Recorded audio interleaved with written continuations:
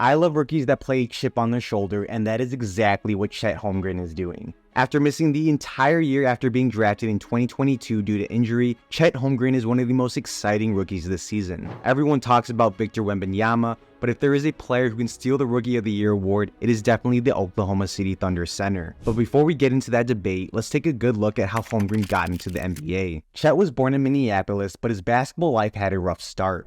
In middle school, Chet broke his wrist on his right arm. He wore a cast for a couple months, and naturally there was no way he could dribble a basketball. He would dribble left-handed for a couple months, and it really helped him get better at dribbling. He attended Minnehaha Academy High School and grew from being 6'2" in his first year to 6'9" in his senior year, where he averaged 21 points and 12.3 rebounds per game. His team won the state championship every year Holmgren was there. He earned a boatload of accolades in high school, including Mr. Basketball USA, a McDonald's All-American, and Gatorade National Player of the Year. Coming out of high school, Chet was ranked the #1 player in the 2021 class by ESPN. Because he was so good, he basically could have gone to any college he wanted to, but he chose Gonzaga. Before he joined the Bulldogs, Holmgren led Team USA to the gold medal at the Under-19 FIBA World Championship, defeating Victor Wembanyama in France in the final and winning the tournament MVP award. He played only one season for the Bulldogs, averaging 14.1 points, 9.9 rebounds, and 3.7 blocks in 32 games. There was no doubt that he would go to the NBA after his freshman year, and that's exactly what he did.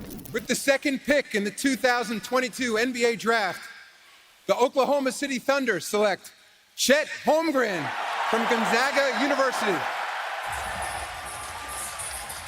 Chet was drafted second overall in the 2022 NBA Draft by the Thunder, right after the Orlando Magic selected Paolo Banchero from Duke. The Thunder were excited to add Holmgren to their young roster, but unfortunately he suffered a ruptured tendon in his foot while playing at the Pro-Am event in Seattle. The footage showed that he got injured without any contact while guarding LeBron James, but it ended up being a serious injury that demanded surgery that sidelined Holmgren for the entire year. Holmgren managed to fully recover in 2023, and the Thunder got the player that will become the cornerstone of the team and maybe bring back OKC to the NBA Finals where they were in 2012. But what makes Chet so good? Holmgren is a skilled frontcourt player who can initiate offense at every level of the floor. Being 7'1" with a 7'6" wingspan allows him to block just about every shot taken in his vicinity. Despite the injury, Holmgren has tremendous lateral footwork that allows him to defend every position and alter almost any shot on the floor. He can play both on and off the ball in the offensive end by attacking less mobile centers and generating space in the half-court offense with the threat of his outside jumper. Holmgren possesses a fluid shot motion, and the quick trigger allows him to dominate the pick-and-pop game. His ability to put the ball on the floor makes it nearly impossible to defend him fading away off screens. He can attack opponents off the dribble and make bigger defenders pay who close out aggressively. Long strides allow him to get from the perimeter to the rim with only one dribble and a spin. He has the ball handling and speed to lead the break and transition immediately after pulling down a rebound. Holmgren also has an impressive basketball feel and IQ for a young big man. He can pass with his back to the basket in the post and sitting at the top of the key reading off-ball movement.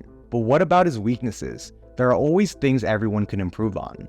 Lack of physical strength remains his biggest hurdle. Whether or not he can add significant weight to his 195-pound body frame is a huge mark. It is obvious that he's working on that, and even more importantly, whether he would be able to maintain his agility and mobility if he goes over 210 pounds. His combination of length and agility is extremely rare, and the Thunder will find a way to put him in the best possible situation to develop his potential. It is a huge question mark if he can handle 82 games in an NBA season, but the Thunder will be patient with him since they see him as the face of the franchise for the next decade. Judged by the start of his rookie season, Holmgren can definitely meet the expectations. In his first 7 games of the season, he is averaging 17.1 points, 7.8 rebounds, 2.5 assists, and 2.4 blocks in 30 minutes per game. What is even more impressive is his shooting percentage. Holmgren shoots 51.8% from the field, 37.1% from the three-point territory, and 87.8% from the free throw line. All these numbers are way better than his shooting percentages in college, and there's no doubt that better days are coming in OKC. Playing alongside an elite scorer like SGA puts no pressure on Holmgren to score high every night. He's a perfect fit for the Thunder, and the team can provide everything he needs to become a true superstar in the league.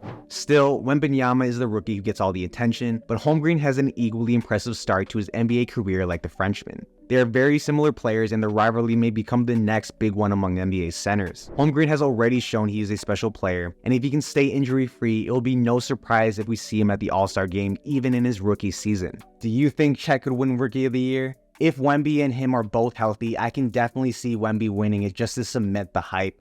but I personally will be rooting for Chet Holmgren.